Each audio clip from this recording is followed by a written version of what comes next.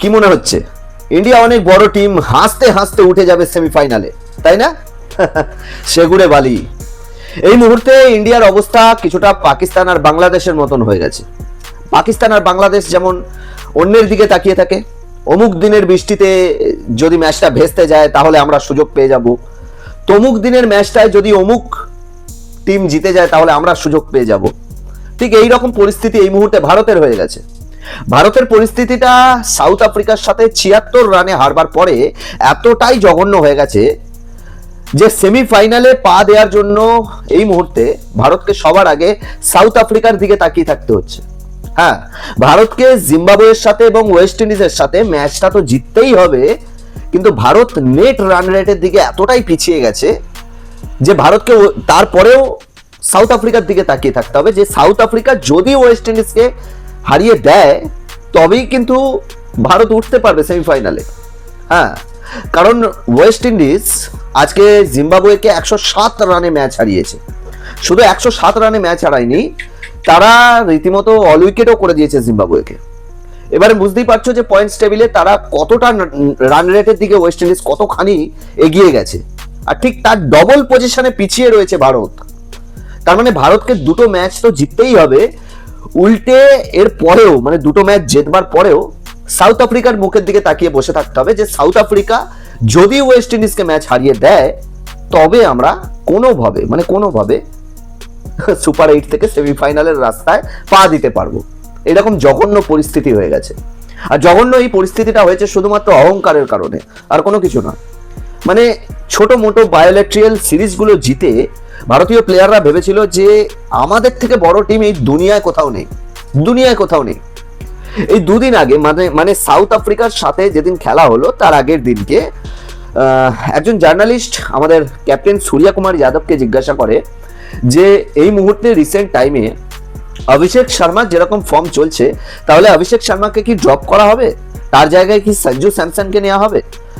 তখন আনসারটা কিভাবে দেয় দেখো, তখন অ্যান্সার দেয় যে সঞ্জু স্যামসন অভিষেক শর্মার জায়গায়, এটা কিভাবে সম্ভব?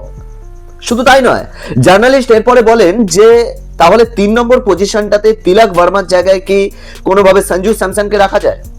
তখন সেম আনসারটা দেয়, সেম ভাবে একদম সেম আনসারটা থাকে তোমার সূর্য কুমার যাদবের, বলে তিলক ভার্মার জায়গায় মানে ৩ নম্বরে সঞ্জু স্যামসন, এটা কিভাবে হতে পারে? ভাই আমি একটা কথা বুঝতে পারছি না যে গোটা দুনিয়ার সামনে সঞ্জু স্যামসনকে হাস্যকৌতুক একটা বিষয় করে তোলার মানেটা কি রয়েছে আমি এটাই বুঝতে পারছি না। মানে আমাদের ক্যাপ্টেন সূর্য কুমার যাদব কি বলতে চাইছে যে সঞ্জু স্যামসন কোনো প্লেয়ার নয়, মানে খামোখাতেই সে ইন্টারন্যাশনাল ক্রিকেটের সুযোগ পেয়ে গেছে, খামোখাতেই সে টি-20তে এতগুলো সেঞ্চুরি মেরে দিয়েছে, মানে সে তো কোনো প্লেয়ারই নয়। সঞ্জু স্যামসনকে নিয়ে আর কি হবে, সে তো কোনো প্লেয়ারই নয়, এরকম একটা বিষয়। তো তার চোখের জলেরও একটা দাম আছে, আর সেই দামটা পেয়েছে সাউথ আফ্রিকার ম্যাচের দিনে, সেই দামটাই পেয়েছে, একদম পুরো গুঁড়িয়ে রেখে দিয়েছে। শুধু তাই নয়, এতটা অহংকার বেড়ে গেছে যে বলছে অভিষেক শর্মা হয়তো ফ্লপ গেছে ঠিকই, কিন্তু অভিষেক শর্মা যে ম্যাচে চলবে সেই ম্যাচেতে আমার মনে হয় অভিষেক শর্মাকে নিয়ে চিন্তা করার কিছু নেই। অভিষেক শর্মা যে ম্যাচে চলবে সেই ম্যাচে অপোনেন্ট টিম চিন্তা করবে, নাও করলো অভিষেক শর্মা এই 2026 সালের টি-20 ওয়ার্ল্ড কাপে এতগুলো ম্যাচ খেলে তার টোটাল রান হলো 15। 15 রান সে এতগুলো ম্যাচ মিলিয়ে করেছে। এবার বুঝতেই পারছো যে অভিষেক শর্মা কত বড় মাপের ব্যাটসম্যান। শুধুমাত্র বায়োলেট্রিয়াল সিরিজে নিজের ঘরের মাঠে ডেকে 50 হাফ সেঞ্চুরি বা সেঞ্চুরি করে দিলেই কেউ বড় প্লেয়ার হয়ে যায় না বড় প্লেয়ার। আর এটা এবার হারে টের পাচ্ছে। আর আমি একটা জিনিস বুঝতে পারছি না যে তিলক ভার্মাকে এতটা কি কারণে মাথায় তুলে রেখেছে। তিলক ভার্মা এশিয়া কাপের ফাইনাল ম্যাচ পাকিস্তানের সাথে জেতানো ছাড়া আর কি করেছে? আর শুধু তাই নয়, সূর্য কুমার যাদব নিজে কি করেছে গত 3 বছরে যদি সূর্য কুমার যাদবের পারফরমেন্স দেখো তাহলে তুমি আলটিমেটলি বিগ জিরো পাবে। বিগ জিরো, কিচ্ছু নেই। যদি একটা ম্যাচে চলে তো 5টা 8টা ম্যাচে 10টা ম্যাচে চলবে না সূর্য কুমার যাদব। কিন্তু দেখো, আমিও একজন ইন্ডিয়ান, আমারও খারাপ লাগছে যে ভারত হারছে। আমি বদনাম করতে চাইছি না, কিন্তু বদনামটা অটোমেটিক বেরোচ্ছে মুখ দিয়ে ভারতের খেলা দেখে। কালকে ভারত সাউথ আফ্রিকার সাথে যেভাবে খেলেছে, যেভাবে হেরেছে, এটা গলির যারা ক্রিকেটার হয় না তারাও এরকম ভাবে খেলে দিতে পারে। হ্যাঁ, মানে রানের পিছু করা তো দূরের কথা, ভারত যেন আগের থাকতেই ভেবে নিয়েছে যে আমরা হেরে যাব। নাও এবার তাকিয়ে থাকো সাউথ আফ্রিকার দিকে। সাউথ আফ্রিকা যদি চায় যে ভারতকে এই টুর্নামেন্ট থেকে ছিটকে দেবে, তাহলে 1 মিনিট সময় লাগবে না, ভারত ছিটকে যাবে এই টুর্নামেন্টে। সাউথ আফ্রিকা নিজে হেরে গেলেও ছিটকে যাবে ভারত। যদি সাউথ আফ্রিকা চায় যে আমি ইচ্ছাকৃত হেরে যাবো, তাও ছিটকে যাবে। এইরকম পরিস্থিতি হয়ে গেছে এই মুহূর্তে। মানে এতদিন পর্যন্ত দেখে আসতাম যে পাকিস্তান করছে, বাংলাদেশ করছে, এবার ভারতকেও করতে হচ্ছে এরকম। তবে দেখা যাক নেক্সট ম্যাচে কি হয়।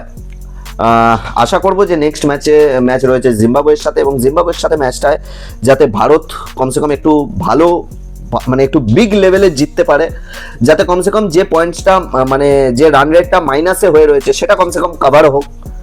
যদি সেটাও কভার না হয় তাহলে তো আলটিমেটলি ছেড়েই দাও। তো মানে মোটমাট কথা হলো এটা, এই মুহূর্তে ভারত এই টুর্নামেন্টে সম্পূর্ণ ঝুলে রয়েছে, এক প্রকার ঝুলে রয়েছে। আর কতটুকু সময় আর বাকি রয়েছে এই ঝুলে থাকাটাও, সেটাও আমার মানে ডাউট আছে, সত্যি কথা বলতে সন্দেহ আছে। ভারতকে ফাইনালে দেখা তো অনেক দূরের কথা, সেমিফাইনালেও ভারত আদৌ পৌঁছাবে কিনা এ বিষয়ে সন্দেহ আছে। আর এটা শুধুমাত্র হয়েছে অহংকারের কারণেই, কারণ আর কি বলবো, আর কিছু বলবার নেই, মুখের ভাষা হারিয়ে গেছে। একটা ম্যাচ হেরেছো, আর সেই একটা ম্যাচ এমন ভাবে হেরেছো যে পুরো টুর্নামেন্ট থেকেই তোমরা ছিটকে যাবে একটা ম্যাচ হারার কারণে।